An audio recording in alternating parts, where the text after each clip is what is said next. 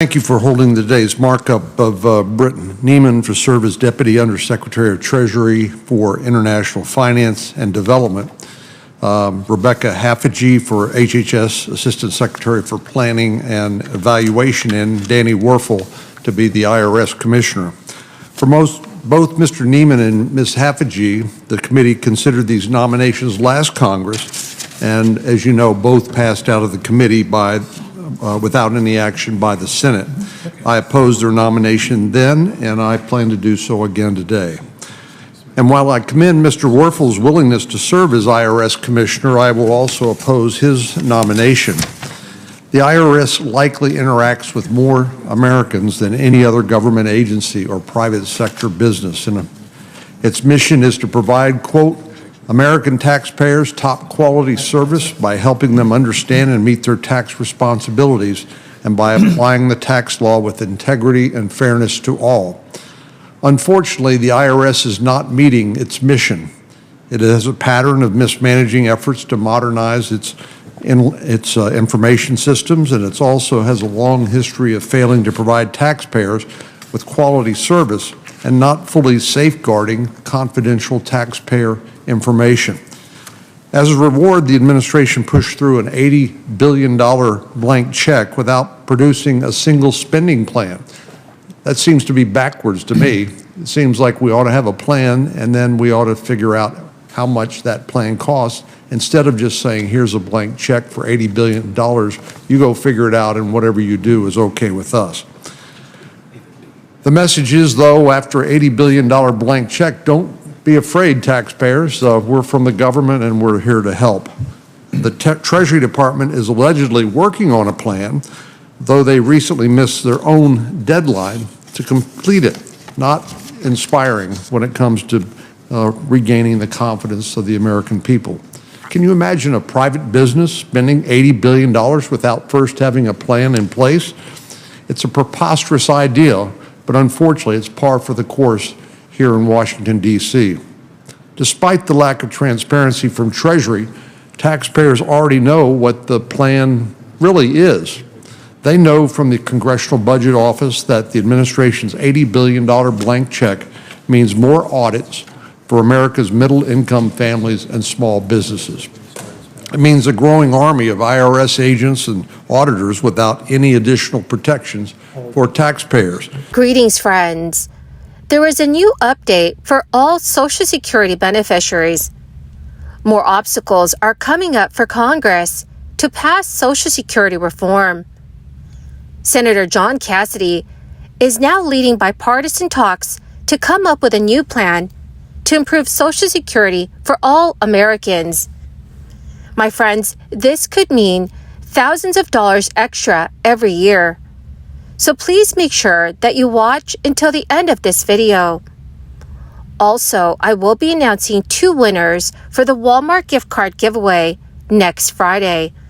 If you'd like to enter the weekly giveaway, friends, please click and like several of my videos and then comment below the keyword of each video that you watch. The more videos you watch and then comment on, the greater your chances, my friends, of winning the giveaways. And at the end of today's video, I will be announcing yesterday's winners, so please stay tuned. According to The Hill, Republicans are seeking to flip the script on Social Security as they dial up the pressure on President Biden.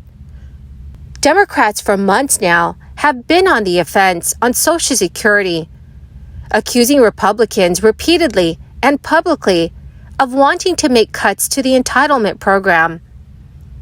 But now some in the GOP are hitting back and trying to put the responsibility back on President Biden to address the insolvency threat facing the program. The dynamic was on full display in a pair of hearings this week that saw Republicans criticize White House officials and key on the absence of a plan to shore up Social Security in the 2024 budget proposal that the president released last week.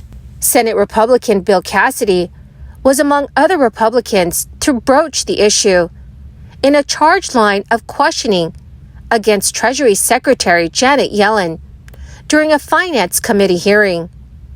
Of the $4.5 trillion in taxes he has proposed, Not a dime is going to shore up Social Security, Cassidy said, before asking moments later, why doesn't the president care about threats to the program's funding?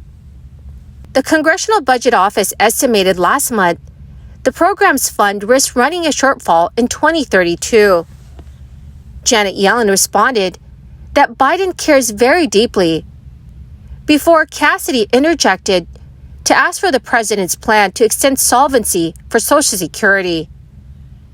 Yellen said that Biden stands ready to work with Congress on the matter, but Senator Cassidy called the statement a lie. The senator also added that they have multiple requests to meet with the president.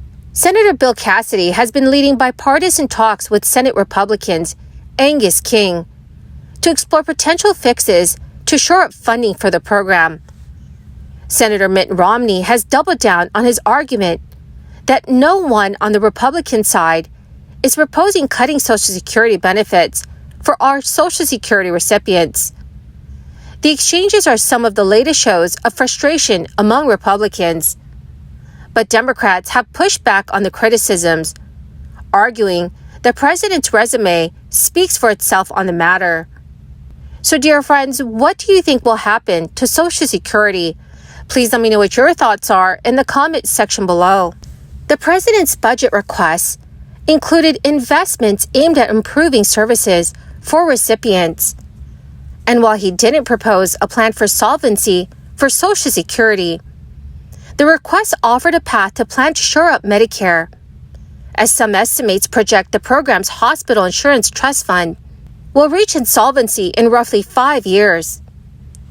The budget calls for a higher tax rate on earned and unearned income above $400,000, which the White House says will protect the fund for at least 25 years.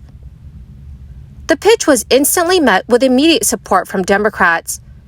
The Republicans came out against a proposed tax hike.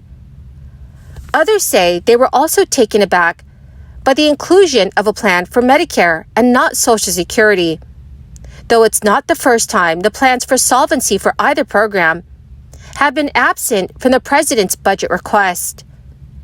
However, that has not stopped Democrats from sounding the alarm, as House Republicans push for plans to balance the federal budget in the next 10 years.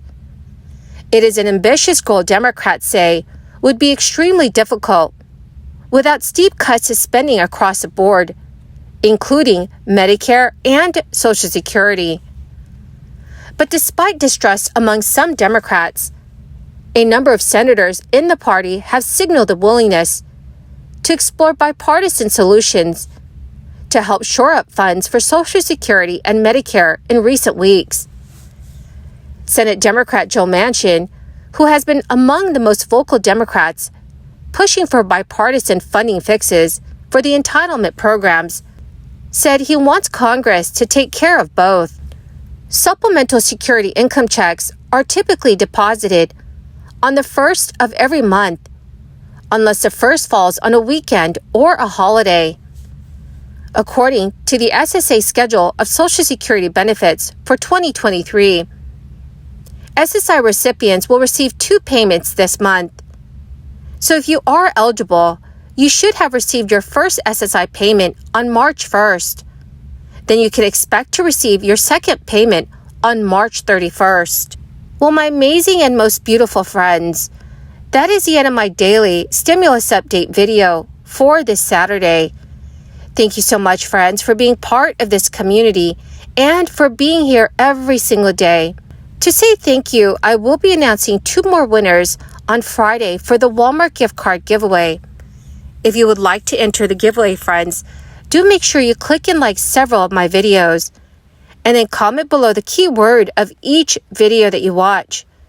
The more videos that you comment on, dear friends, the greater your chances of winning the giveaways. Thank you and have a wonderful and very blessed weekend.